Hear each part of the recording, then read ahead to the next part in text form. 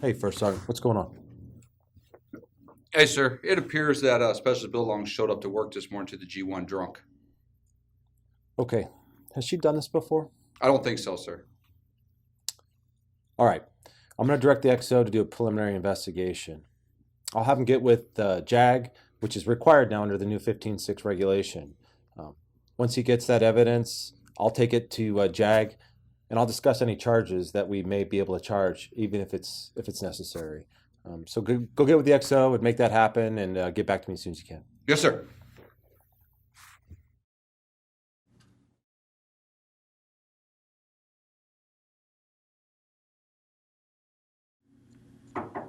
Hey, sir. Hey, Blake, come on in. I hear we had a discipline issue or something. Yeah, have a seat. I'm going to give you this so we can go over it together.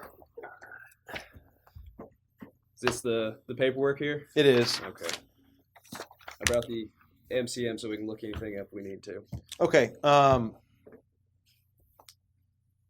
So just to go over this, I understand you talked to the XO. He gave you some information about the preliminary inquiry. He did. Okay. He mentioned there was something about drunk on duty, maybe. Yeah, I mean, I believe that she came to work drunk. Okay.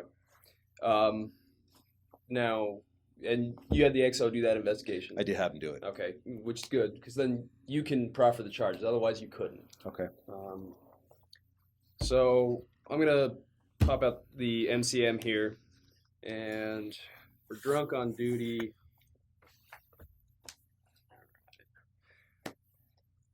So there's two elements to that, sir. First, was she on duty? Yeah, she was. She's actually an AGR. She showed up to work yesterday. That's when they noticed that she was potentially impaired by something. Okay. And was she drunk is kind of the obvious other thing. Yeah, Now- I mean, it appeared that she was. People noticed that she was slurring her speech, and she had the odor of alcohol about her. Okay. And there's a particular definition. By what you're saying, it sounds like we meet that. But here in the MCM, drunk or impaired, it means any intoxication which is sufficient to impair the rational and full exercise of the mental and physical faculties. Okay. So it sounds like we meet that definition with the slurring. Okay. Now, what else do we have here? We have. Oh, as a side note, Mhm. how did she get to the armory yesterday? Yeah, it's a good point. So I actually had the XO look at that as well and just make sure, that she didn't drive, and she didn't. Okay. It was found out that her husband had brought her to work and then dropped her off, so we didn't have a DUI issue there. That was my question, sir. Absolutely. Now, I mean, guess what do you want to do from well, here, sir? I'm asking you here, and why have you in the office? I mean, is she a good candidate for NJP? You know, sir, from what I gather, this is a first offense. Yes. She doesn't have a history doing these sorts of things. This sounds like, in my opinion, of course it's your call, sir. In my opinion, this would be a good candidate for an NJP. It fits the definition of a minor offense pretty well. Yeah, I think that's the way I'm going to go. All right, sir. Now, remember, from here on, if you're going to go with an NJP, you're kind of the judge there. Okay. You're making a decision, and so you have to remain fair and impartial. Okay. You have to. The soldier gets to come in and talk to you, and present her side of the story. Okay. And you have to take that into account. You have to sit down and think about that. All right. And be, of course, fair and impartial. Those are the two most important words. Got it. Fair All and right. impartial. No, I appreciate you coming by. Anything else, sir? No, that's it. Thanks. All Blake. right. Thanks, sir. Have a good day.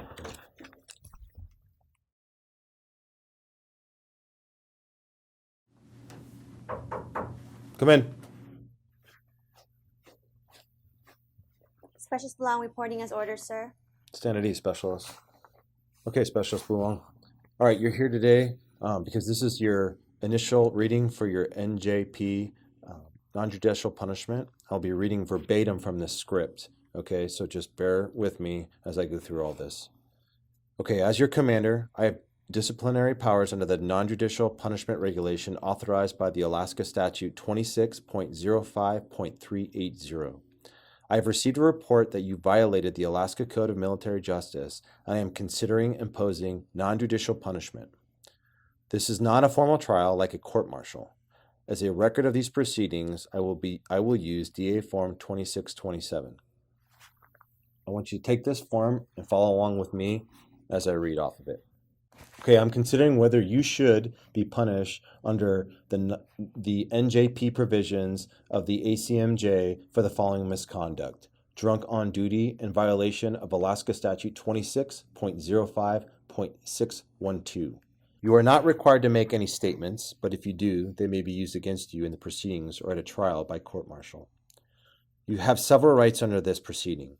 First, I want you to understand I have not yet made a decision whether or not you will be punished. I will not impose any punishment unless I am convinced beyond a reasonable doubt that you committed the offense. You may ordinarily have an open hearing before me. You may request a person to speak on your behalf. You may present witnesses or other evidence to show why you should be punished at all or why punishment should be very light. I will consider everything you present before deciding whether I will impose punishment or the type of or amount of punishment I will impose.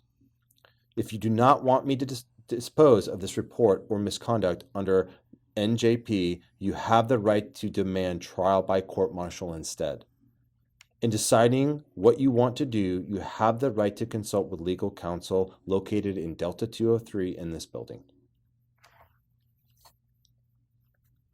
Under the provisions of Article 31 of the UCMJ, you are not required to make any statements or provide any information concerning the alleged offenses.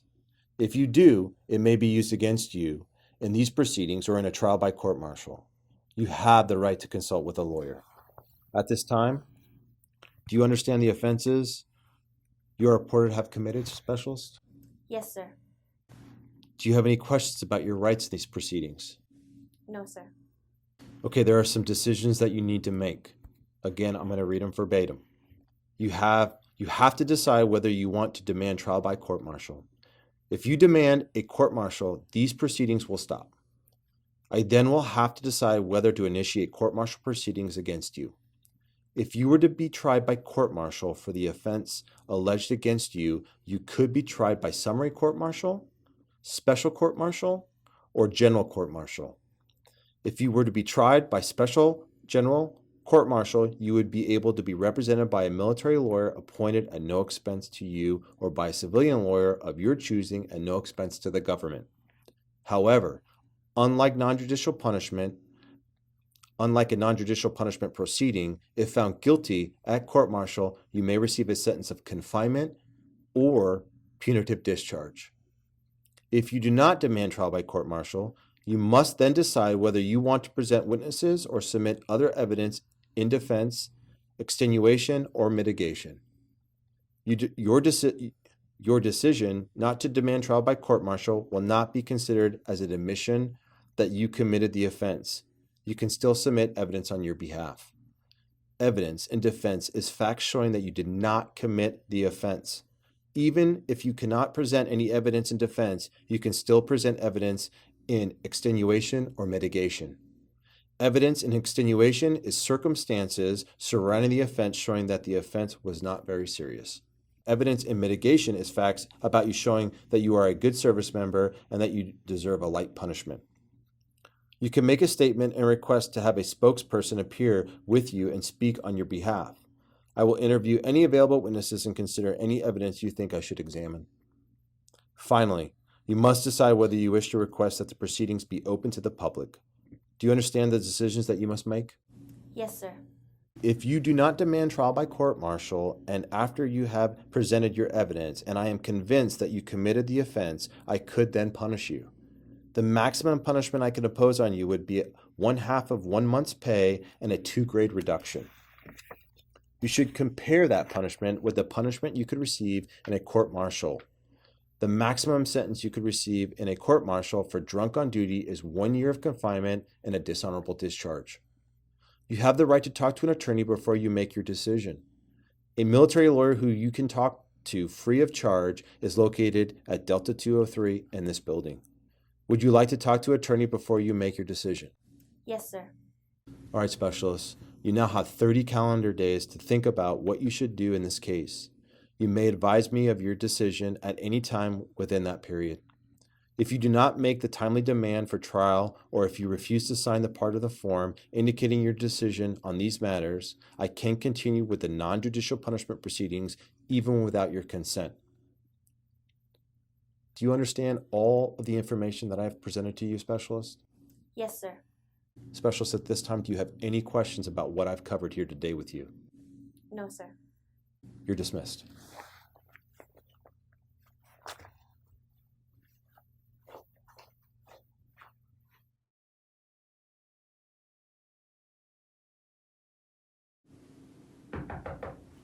Come in, come in. Specialist, please sit down. Yes, sir. Thank you. So I understand that you're facing non-judicial punishment. Is that correct? Yes, sir. All right. So first things first, I can't represent you in the actual reading, and you have a right to consult with me, but you're not technically and actually represented by me. Do you understand that? Yes, sir. Okay. So why don't you tell me about the charge and what's happening? Okay, so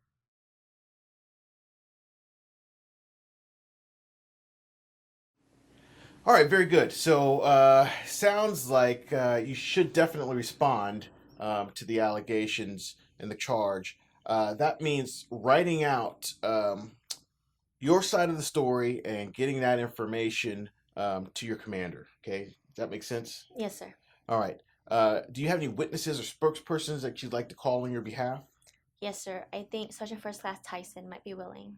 Okay, right. All right. Let's see. You said it was Sergeant First Class Tyson? Okay.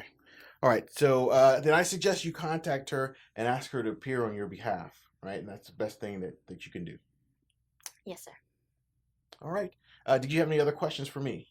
No, that's it, sir. Thank you. All right. Thank you. It's good meeting you. Thank you, sir.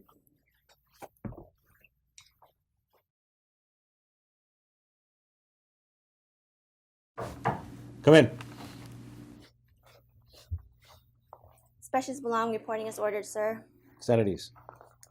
All right, Specialist Belong, you're here for your second reading of the offenses of drunk on duty under a non-judicial punishment. Do you at this time demand a trial by court-martial? No, sir. Okay, an open hearing means that the proceedings is open to the public. Okay, if the hearing is closed, only you, myself, the designated service members of the chain of command, any available witnesses, and a spokesperson, if designated, will be present. Do you request an open hearing? No, sir. Okay. Do you wish to be accompanied by a spokesperson? No, sir. Okay, at this point, I'm going to have you initial the block on this form right here, indicating your decision. Additionally, do you want to submit any evidence showing that you did not commit the offense, or explaining why you committed the offense, or any other information about yourself that you would like me to know at this point? Do you wish to have any witnesses testify, including witnesses who would testify about your good past military record or character? At this time, please start with your initial statement if you want to give one. Yes, sir. I understand that I already put this in writing, which you already have in my statement, but I just wanted to say it again here. Sir, I did show up smelling like alcohol, and I would say still felt some of the effects. Although I don't think I was drunk, I did not take a drink before I showed up to work. I went to a party the night before for my sister, and I can say that it went pretty late.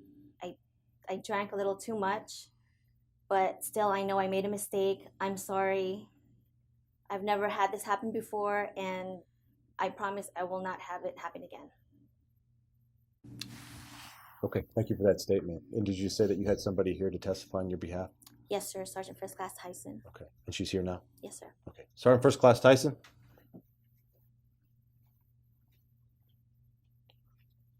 Sergeant First Class Tyson, are you going to say something on behalf of the soldier? Yes, sir. Okay, please proceed. I would like to speak on Specialist Belong's behalf. She's worked for me for several years, and she's a really good soldier, sir. I've never had any problems or disciplinary actions with her. She had been talking about the party for a couple weeks now, and I think that she's telling the truth when she said that she was at the party last night. I think you should be lenient with her, sir, if possible, because she is a really good soldier and she's done a lot of great things for the Alaska National Guard. That's all I'd like to say, sir. Okay, thank you for that.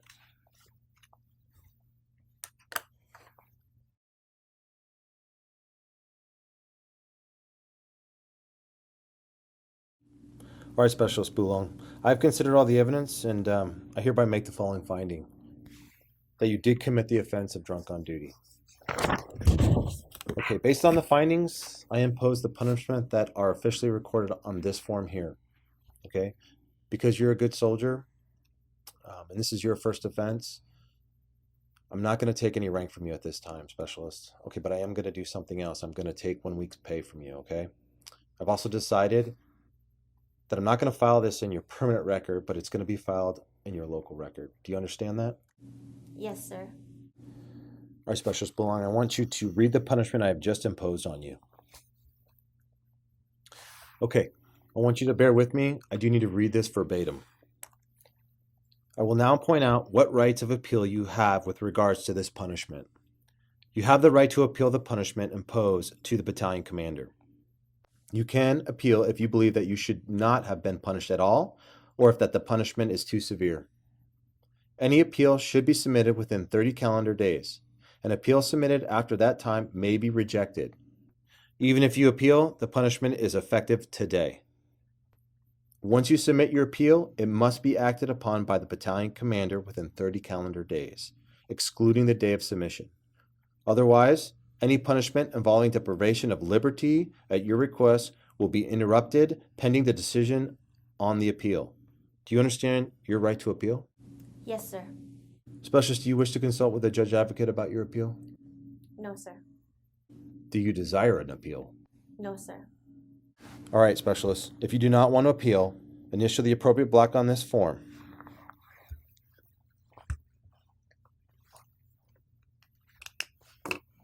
Specialist, you're dismissed.